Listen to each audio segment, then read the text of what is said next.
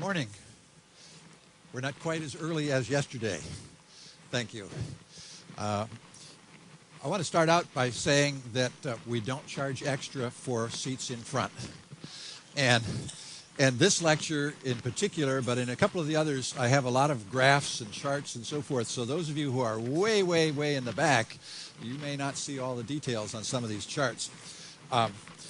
This is going to be the first of a series of lectures that relate to the stops that we're going to make in Peru. Today is going to be on some natural hazards, natural disasters that affect Peru.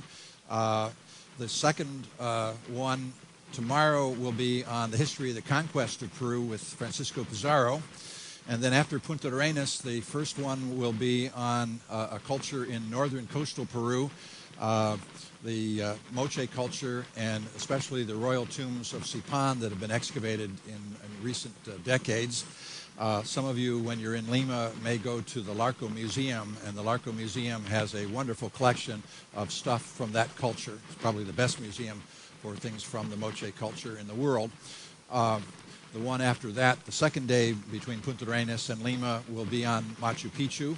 It's a lecture called What's New at Machu Picchu. It's a lecture I've been doing for the past dozen years or so all over the country. In fact, I've done it in Canada a number of times.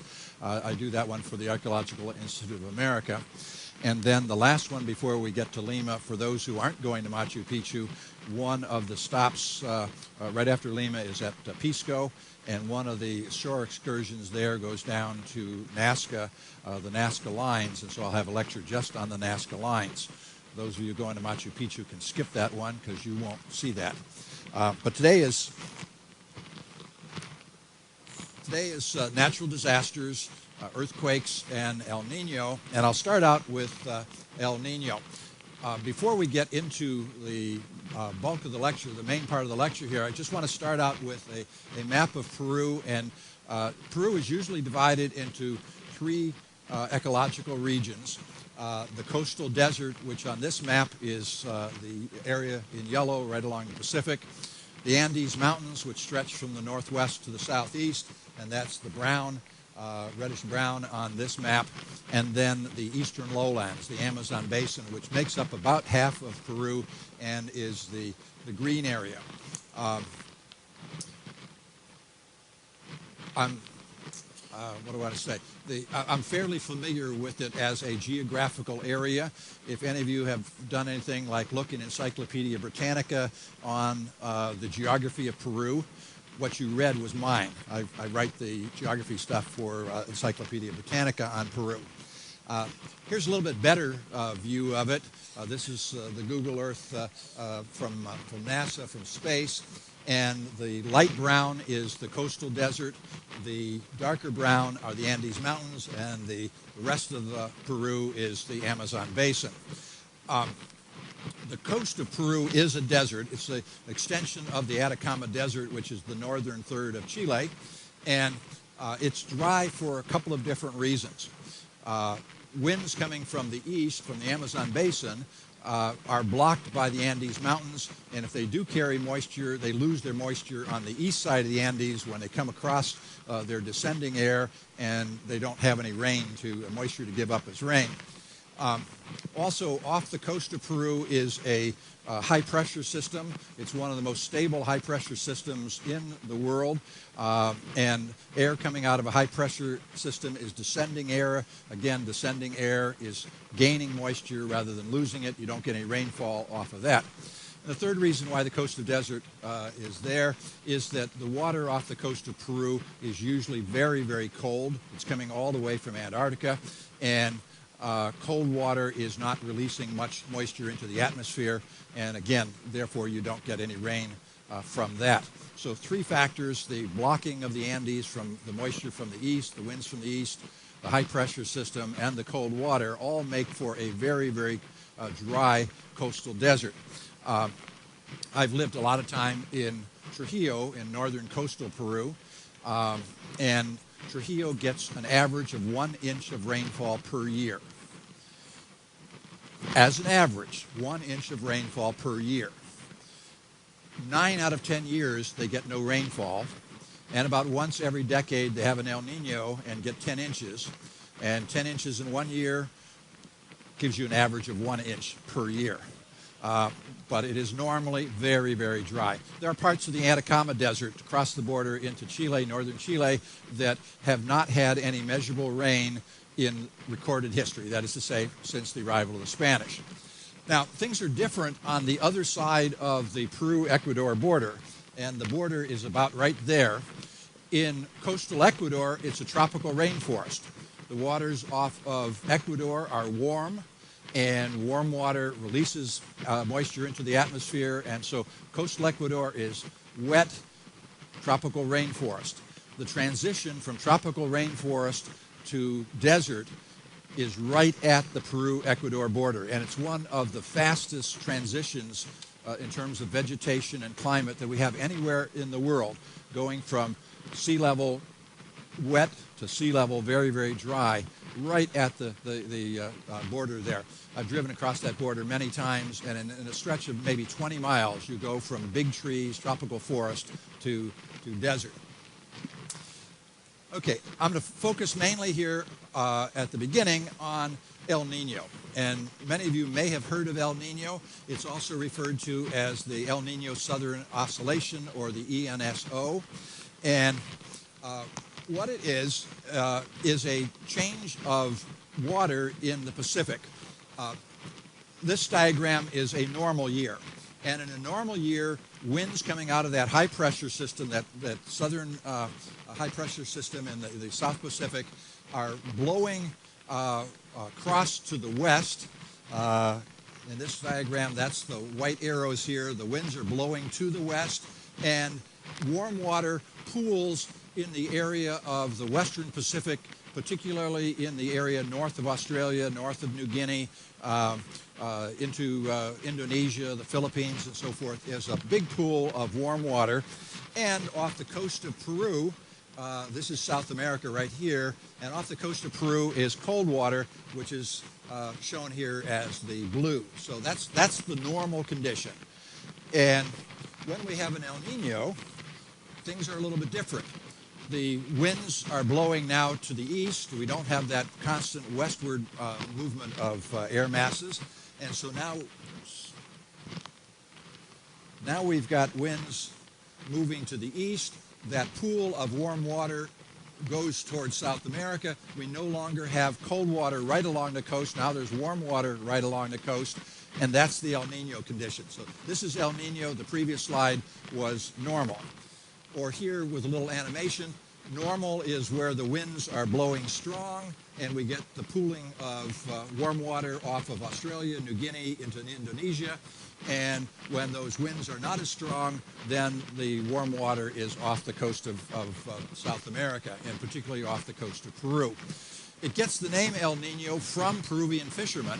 When the Spanish arrived, the fishermen in Peru knew about this thing. They had been for generations fishing along the coast. And it got the name El Nino, particularly with capital E, capital N, referring to the Christ child. If it was just small e and small n, it would be just the child. But here with the capital letters, it's the child, the Christ child, because it normally happens in the fall and especially strong right around Christmas time. This is an illustration of sea surface temperatures during an El Nino.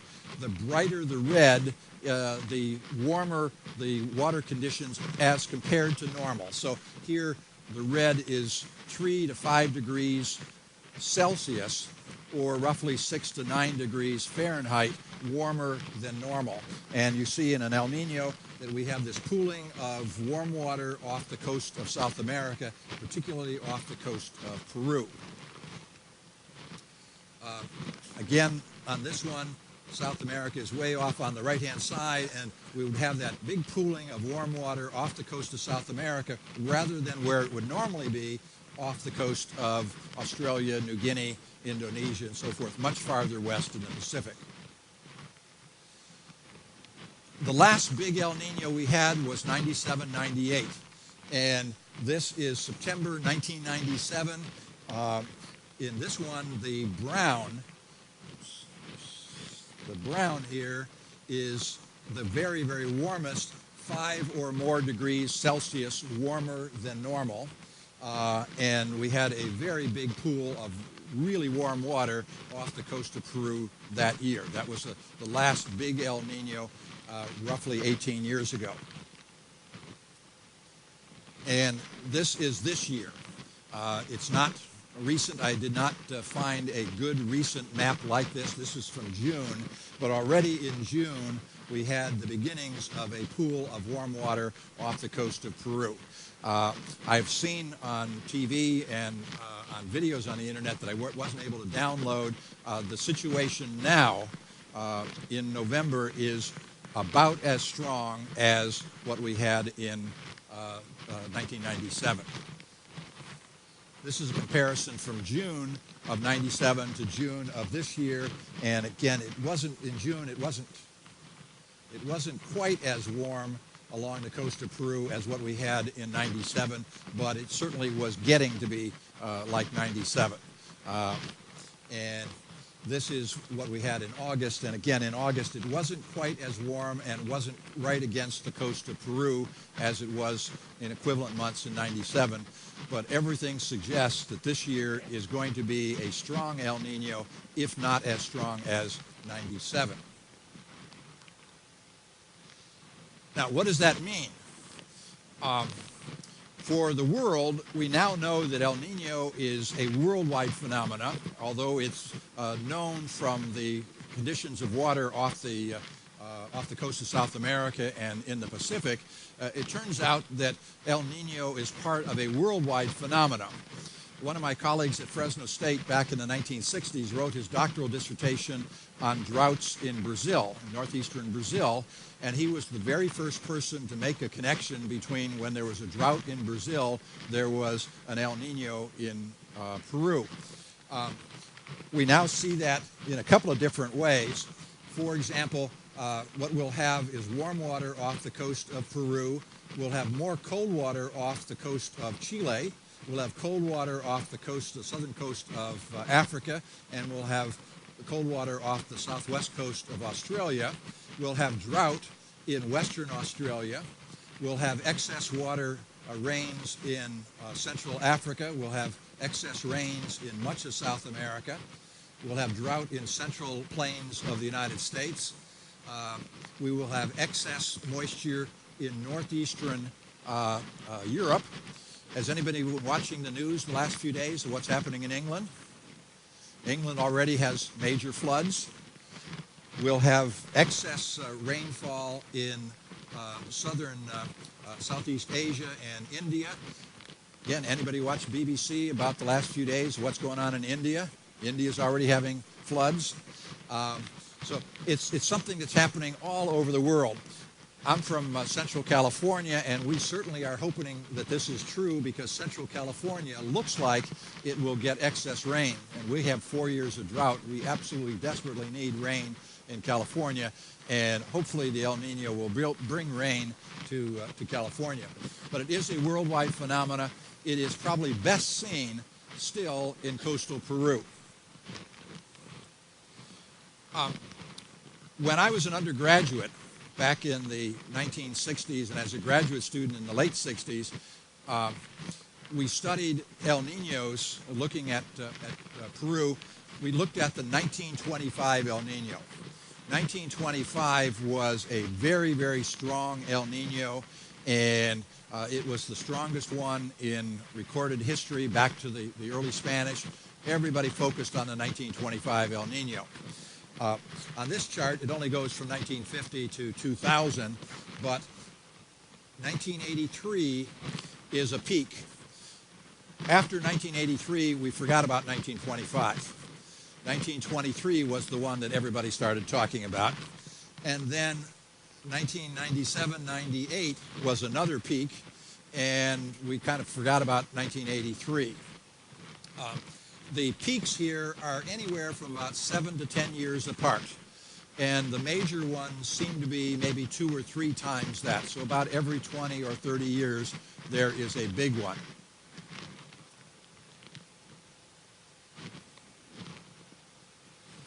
What does that mean for coastal Peru? What does it mean for the Andes? Well, The desert usually is totally dry, no rainfall in a normal year, and all of a sudden you have huge amounts of rain. Some of these photos I had to take off the web because I wasn't there during some of the events, but this is it's along the Pan American Highway north of the city of Trujillo, the area that I've spent a lot of time in, and several feet of water there, or here, north of Trujillo. The rain will come along and wipe out roads. Highways up into the mountains, parts of the coastal road and so forth will be wiped out. Trujillo is the major city in northern coastal Peru. It's about 1 million some population today. The next big town north of that is a city called Chiclayo. And between Chiclayo and Trujillo, the Pan American Highway is the major connector route. It's the only road between the two places. I have seen the bridge south of Chiclayo wiped out 3 times in El Niños in the time that I've been going to Peru since the mid-60s. It just is something. They build these bridges and they say this will last forever, and the next big El Nino, they have to replace it. This is the city of Lambayeque. Lambayeque was wiped out in the 1925 El Nino. It was the local big city, and it was replaced as a big city by Chiclayo, which is about 20 miles away, because in 1925 Lambayeque was wiped out. It was wiped out again in the 98 El Nino. This is one of my pictures. This is July. The main part of the El Nino was between November or October or November, the early part of the early part of what would be our fall, their spring, and the main part of the El Nino lasted to March or April. So this is July, a couple months after the El Nino was really past. This is a dry river channel. I've taken tour groups up here and I pointed out this is a dry river channel, but I have seen this flowing with water, and they don't believe me. Well, there's a picture of it flowing with water, and there's another one of the same spot. Where I took these 2 pictures, this particular spot, the Pan American Highway runs right through here. In the 1983 El Nino, a bus was going along at this spot, and a wall of water came down and caught the bus. People saw the bus get caught in the water. They never found the bus. It was simply washed out to sea. How many people were on it and so forth, nobody knows. But a wall of water came down and wiped things out. This is in southern Peru. This is almost down to the border with Chile, far, far south. In normal El Ninos, in the one that comes every 5 or 6 or 7 years, the minor El Ninos, there's never any effects far south. But in the 83 and 97, 98 El Ninos that were really strong, really big ones, there were effects in the far, far south. So this would be completely desert. This is the Atacama and flowing water, or here, flowing water in the far, far south. This is a normal year. This is what the desert of coastal Peru looks like. If any of you are familiar with the deserts of, say, Southern California, out in Mojave, you know we have cactus, we've got vegetation, some trees and so forth. The desert of Peru and northern Chile is not like that. It is dry. There is nothing. There are occasional little shrubs, and those are zapote plants that have roots that go down 20 or 30 feet or more.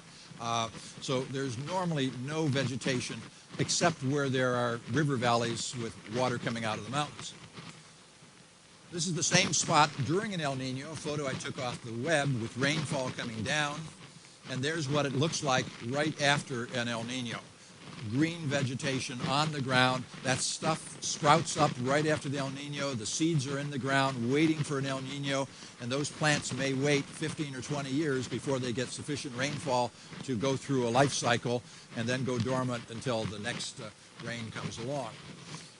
Same sort of thing here. That's completely covered with vegetation that would not normally be there except in the El Nino years. Again, this is my photo from that same area.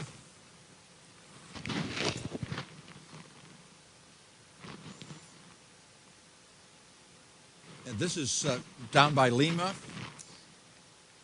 And here, right at the Peru-Chile border, Tacna is the southernmost city in Peru. This is the Atacama Desert, normally very, very dry, not a plant to be seen, and here a carpet of green stretching as far as you can see, or they're the same thing there. This type of plants simply exist waiting for the El Nino and sprout and grow and go through a full life cycle in that 1 year, and then are dormant. The seeds are in the ground waiting for the next El Nino.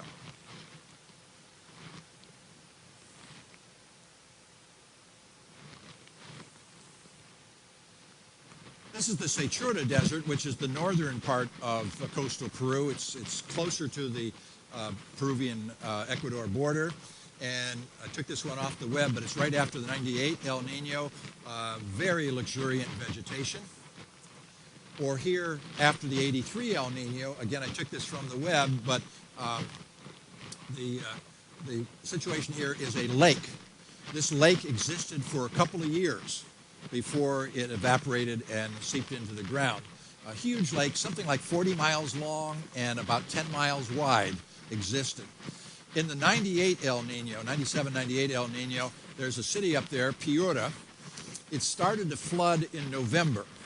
And if you had a 2-story concrete house, you simply moved to your second story because the hope was that it wouldn't last for very long.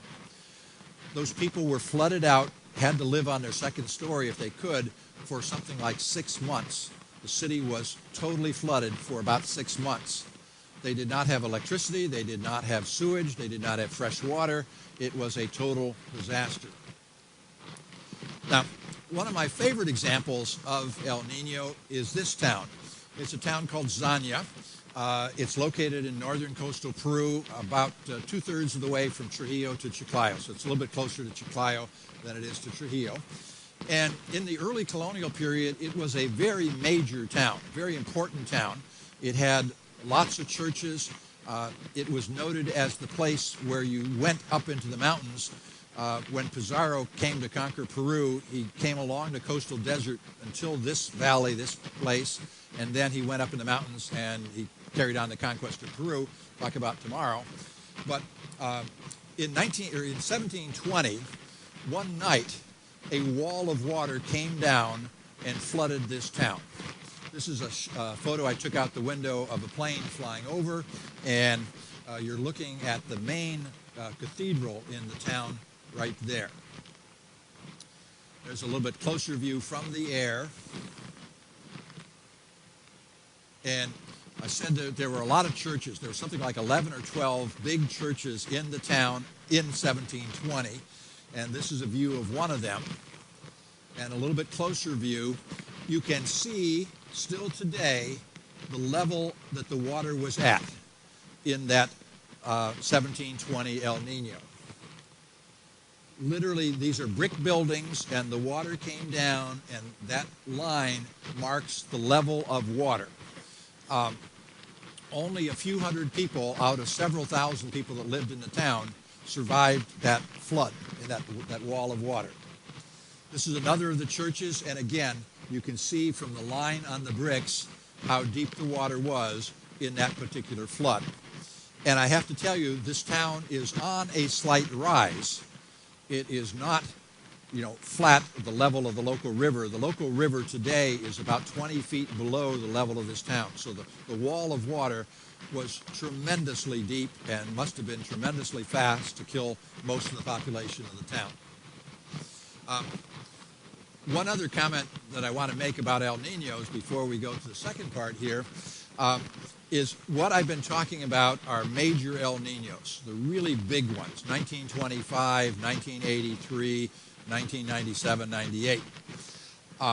Archaeologically, we know that around 600 AD and again around 1300 AD, there were what we're calling mega Ninos.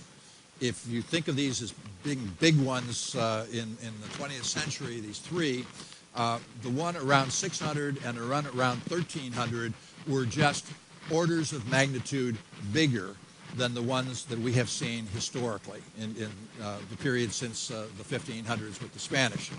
The destruction was absolutely tremendous. Irrigation systems were wiped out. Population centers were wiped out. We think that the one around 600 AD, which led to the collapse of the Moche culture. And I mentioned previously that sometimes we have climatic events or things like that that will change cultures. The 600 El Nino, the mega El Nino, was something that probably led to the collapse or the demise of the Moche people. And if you think about the mega El Ninos, one about 600, one about 1300, roughly 700 years apart, we've now gone about 800 years since the last one. We are overdue for a mega El Nino. And if that happens, the coast of Peru is really going to have some damage. We won't be able to survive that one very easily. It will cause tremendous, tremendous destruction. The other natural disaster that I want to talk about is earthquakes. And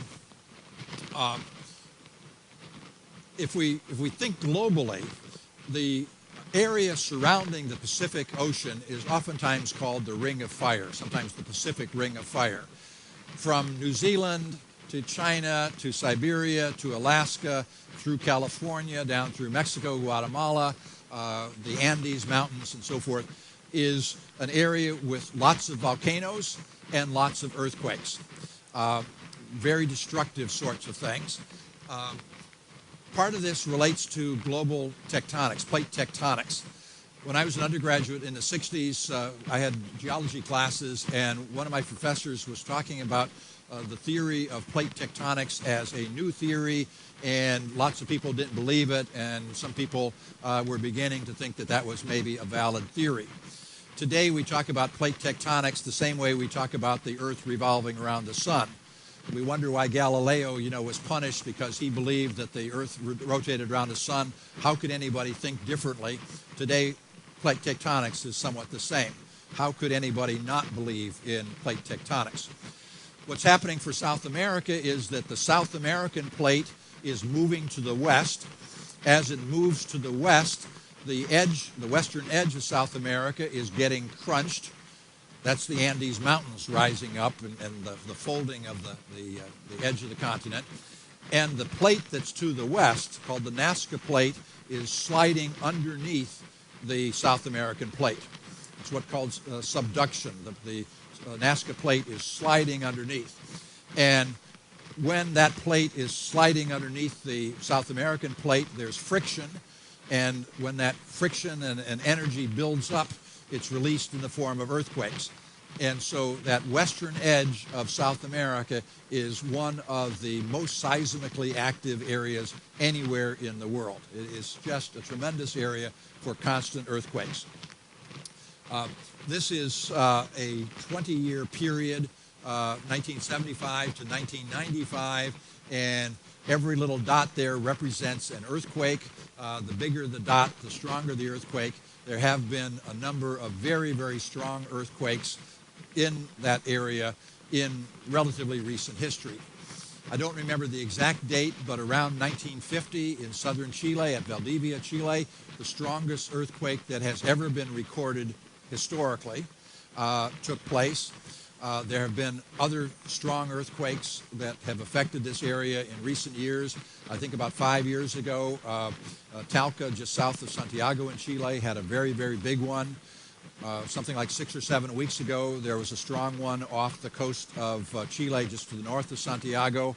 In fact, when we go into Coquimbo, La Serena, in 12 days or so, we'll see the effects of that.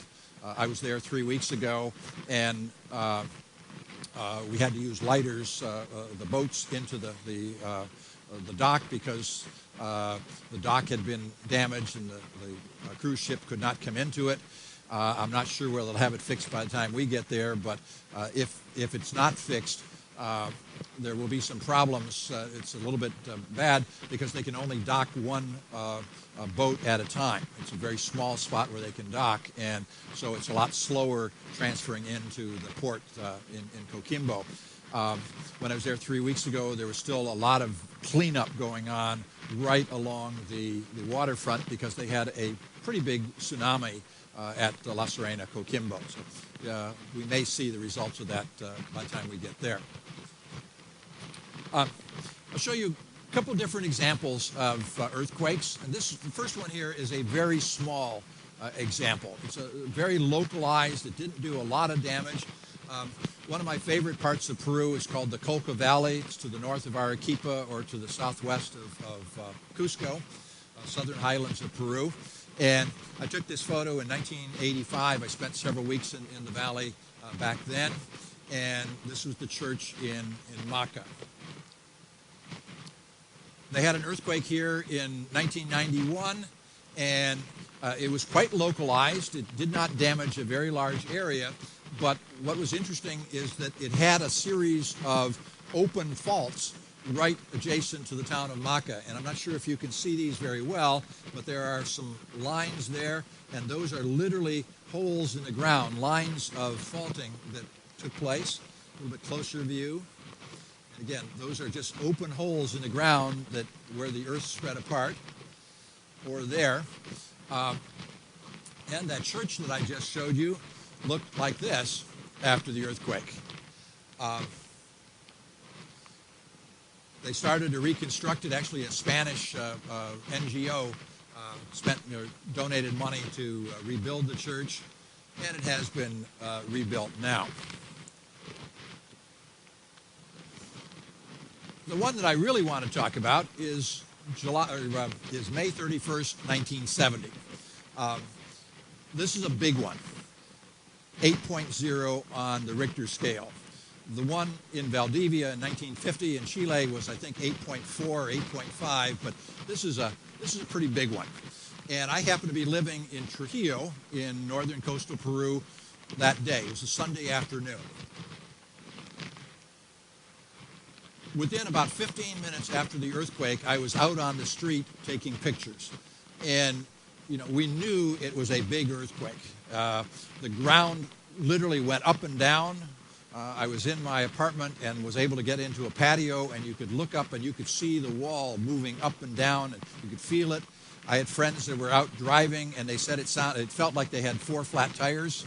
But within about 15, 20 minutes, this is the church in downtown Trujillo. And a lot of damage out on the street. And we knew people were killed.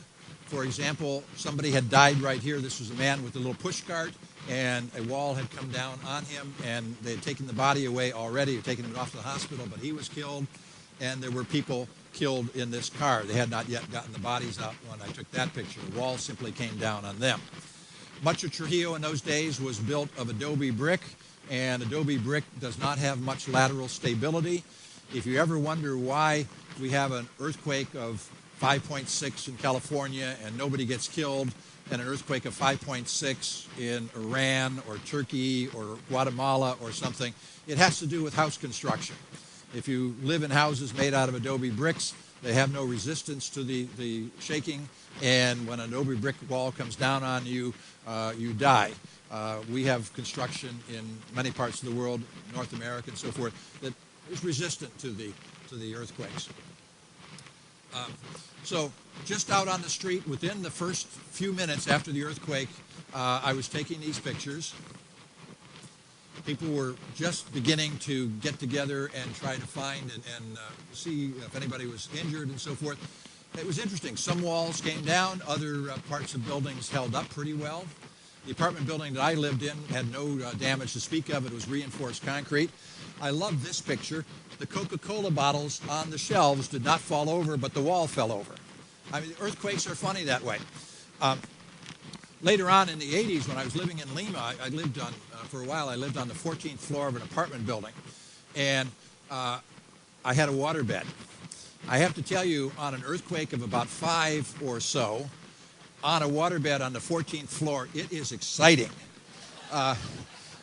You're going back and forth, left to right. I mean, literally a couple feet on a building, and they're designed to withstand the earthquakes. They're good construction. They're designed to withstand it, but the waterbed is going up and down while the building's going left to right. In Trujillo, there were about 7 or 8 people killed. There were not very many. Within an hour or so, we heard reports on the local radio that the next town south, which is only about 20 miles away, had more damage and more people killed, something like 20 people killed in the town of Moche. We heard within a couple hours that the next big town south, Chimbote, was badly damaged, and Chimbote had a couple of thousand people killed. So we knew things were really bad. In those days, this is again 1970, the Vietnam War was going on. We didn't have internet. We didn't have television in my place. All we had was a radio that we could get BBC News. And we used to listen to the BBC News at midnight, which came on either 6 or 7 p.m. locally. Every night, we'd listen to the BBC News, and it would have news about the Vietnam War and so forth, half-an-hour program. And at the very last of that program, it would talk about a typhoon in the Philippines or an earthquake in Iran or something. Very last bit of a 30-minute program.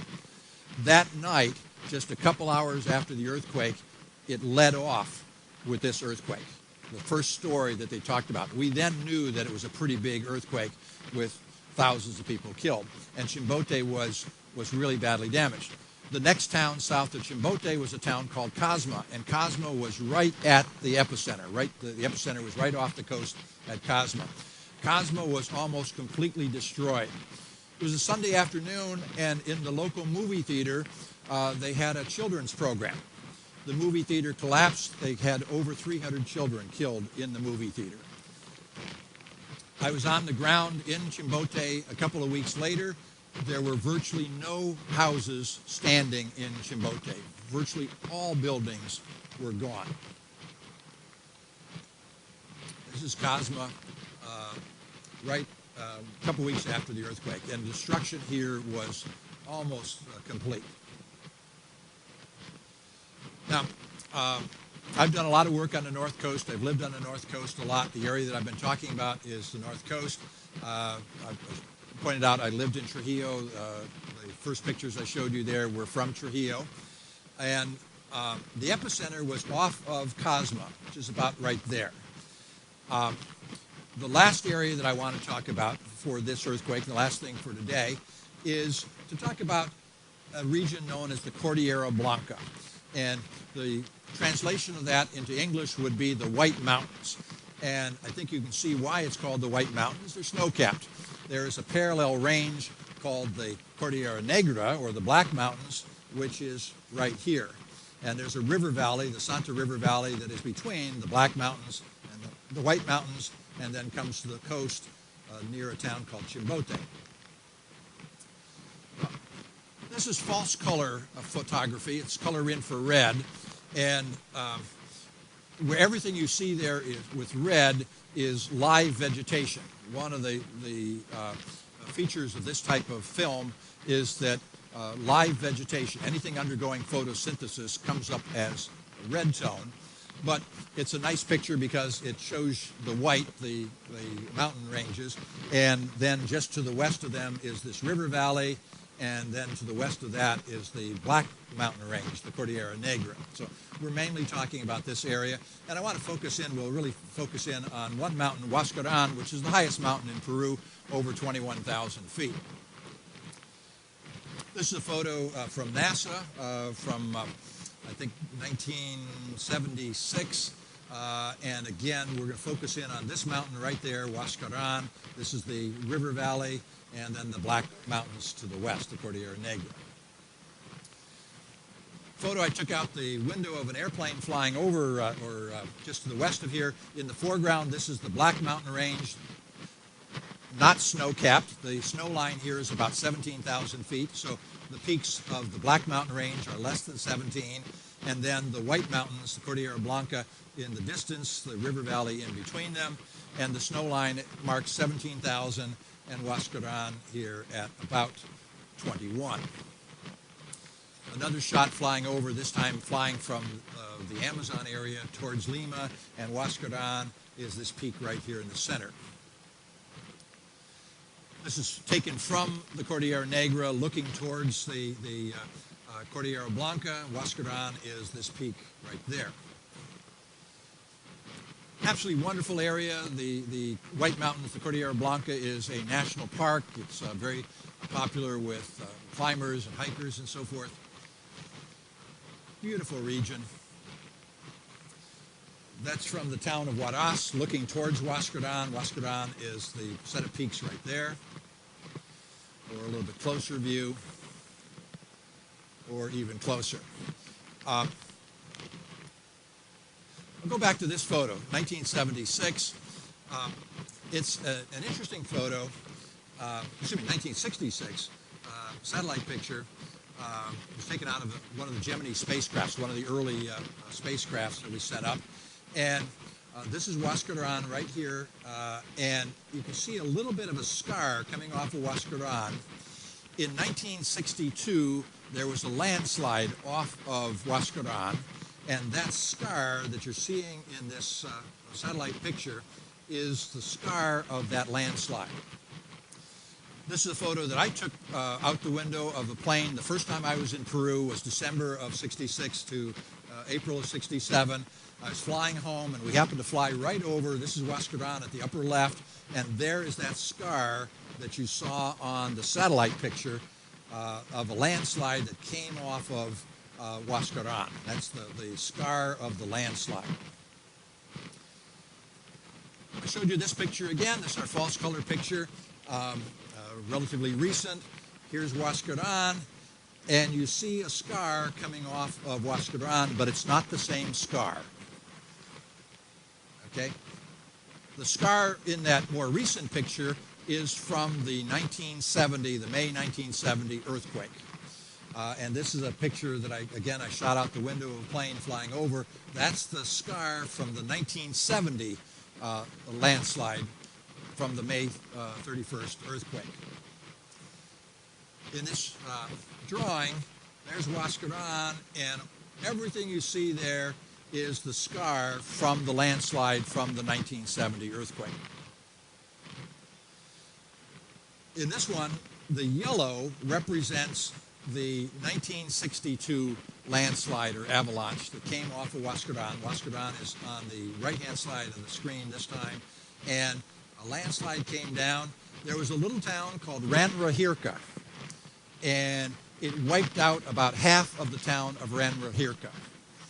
One of my very, very good friends, Doug Sharon, who used to be the director of the San Diego Museum of Man, had Thanksgiving dinner with Doug 2 weeks ago.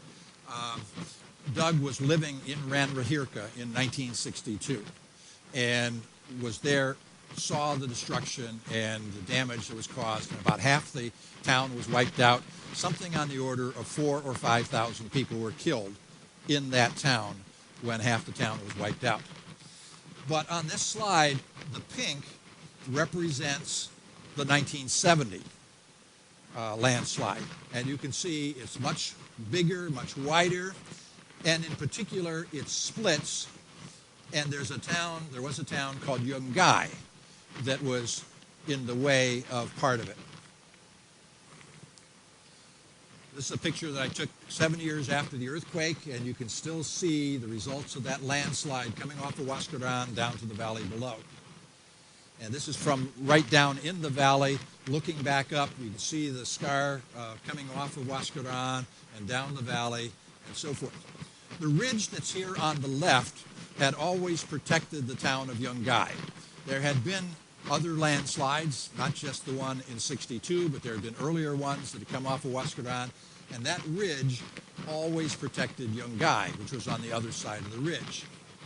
But what happened in 70 with this really big landslide, it came down, and the ridge is right there, and the landslide was big enough and fast enough that it went over that ridge. Part of it went over that ridge. It's estimated that the landslide was moving at about 200 miles an hour. It was actually moving with water and air underneath it, so it did not have a lot of friction.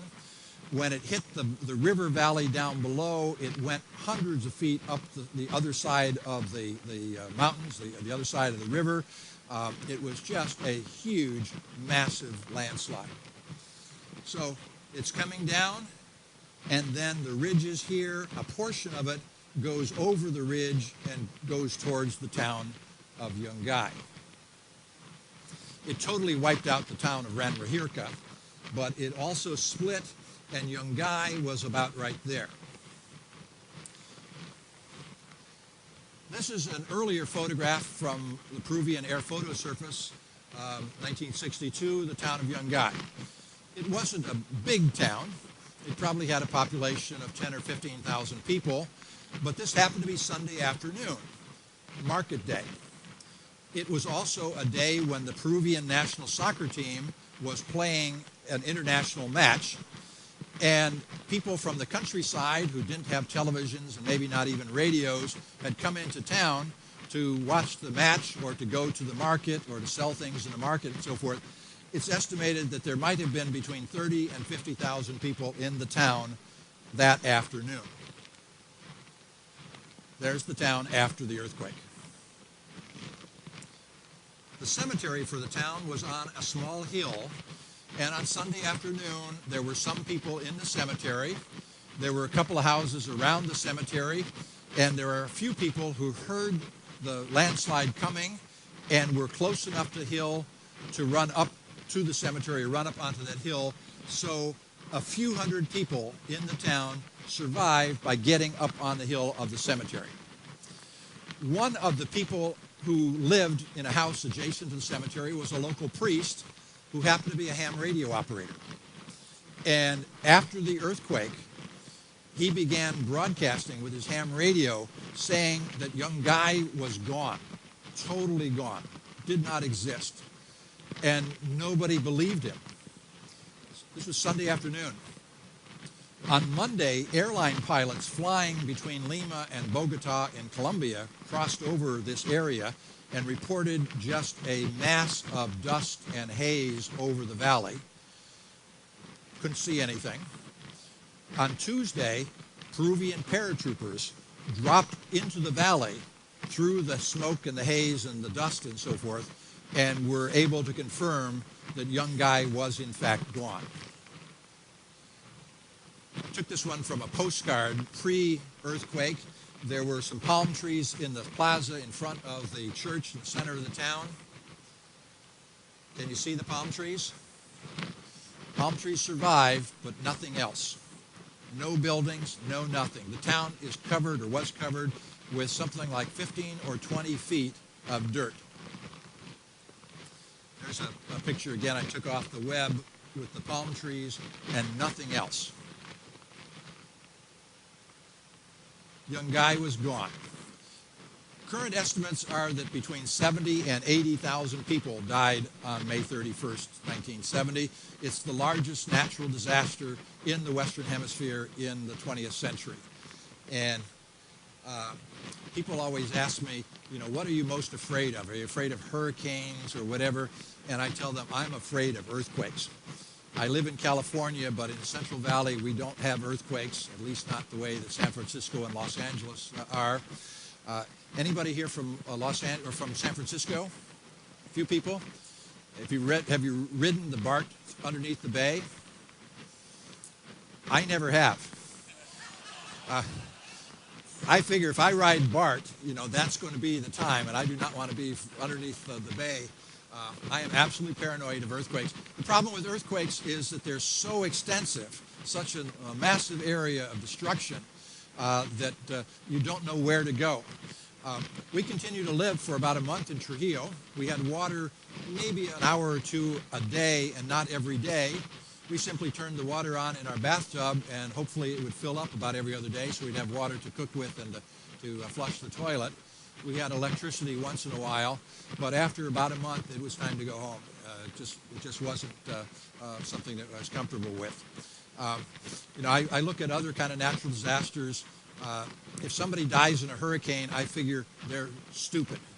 You get warning these days, and if you stay and you say, I'm going to ride it out, and you die, it's because you didn't listen. But earthquakes have no warning, and you just don't know when it's going to happen and how extensive it's going to be. So I'm absolutely paranoid of earthquakes. Any questions? Yes.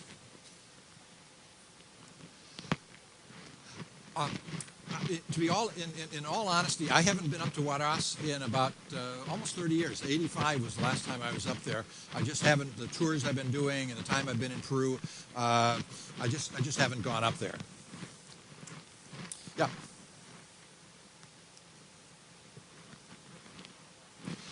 Question, is this going to be televised? I don't know. I haven't asked Matthias or Toby whether they're being televised. I know that on other ships that I've been on, they've been televised.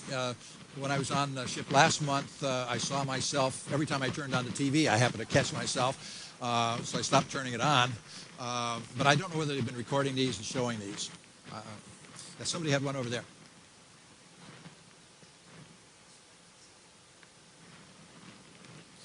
Can I tell you what's going to happen?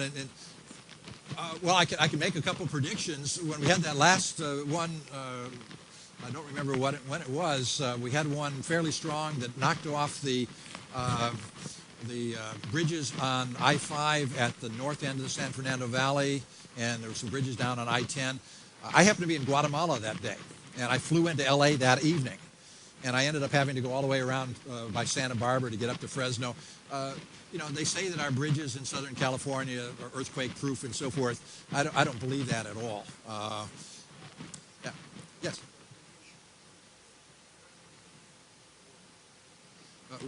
Warming? Oh, the Nino. Is there any correlation between earthquakes and El Nino? No, not at all. Not at all. The earthquakes are geologic, usually from way down deep, and El Nino and hurricanes and so forth, all that global warming is on the surface or in the atmosphere. So there's really no relation of the two. Theories on the causes of El Nino, we don't really know. It's something that, you know, even 30 years ago, there wasn't a whole lot of information, and now we've got sonobuoys out in the Pacific. We know when the water starts to warm. We don't have a real good handle on what is causing it. It's clear that there are a series of cycles that are just beginning to become understood. Some of them are as long as 40,000 years. Some are shorter cycles of 10 or 13, 14,000 years. And how all these cycles are playing together, you know, I don't know whether in our lifetimes, I'm looking around at the room here, our lifetimes, but in our kids' or grandkids' lifetime, I think they will have a much better handle on how some of these things are playing out. But 50 years ago, plate tectonics was a theory. Now everybody believes it. And, you know, what happens in the next decade or two, just don't know. Yeah. Any correlation between global warming and El Ninos? Not that I know of. I haven't seen anybody. Global warming is a worldwide gradual phenomena. El Nino is a fairly specific regional change, at least in the Pacific, caused by changes of air masses, how strong the winds are. I don't know that there's any correlation understood between the two. Yeah. Okay. Any correlation between major volcanic eruptions and El Nino? Again, I don't know of any. There is a lot of theoretical stuff on the location of volcanic eruptions and the effects. Volcanic eruptions in mid-latitude or high-latitude locations don't seem to have much worldwide effects. So recently when we had the Icelandic volcanoes throwing stuff into the air and interrupting air flights, that didn't cause a lot of problems worldwide. The last really big one worldwide was Tambora in Indonesia, and I don't remember the exact year, but something like 1811, 1812, something like that, early 1800s. Tambora was tropical, and when it threw stuff into the atmosphere, it then affected the entire world for a period of 2 or 3 years. One of those years is what they call, in the United States, it's called the year without a summer. Literally, crops did not grow that year, sun was not seen, so forth. So a tropical volcanic eruption does have major worldwide effects. A mid-latitude or high-latitude volcanic eruption doesn't seem to have the same effects. And going back even further, there's a volcanic eruption. I can't remember the name of it. Somewhere around 70,000 years ago, again in Indonesia, that almost wiped out humans. And there's a lot of speculation the dinosaurs were wiped out by volcanic eruptions and stuff. It's the tropical volcanoes that spew so much ash and stuff into the atmosphere that changes things for years before everything precipitates up. Yeah. What progress has our government been made? Yeah, they're just in Paris last week. Everybody is promising. Promises. It's their governments, their politicians. It says we're out of time. I think it's worldwide, and I think this last conference last week is good because some of the poorer countries are getting involved. China clearly has to become involved because they're the biggest user of coal power. I don't know that we're going to solve it. Again, from our perspective, for most of us here, it's not going to affect us, but our kids and grandkids are going to pay the price over the years.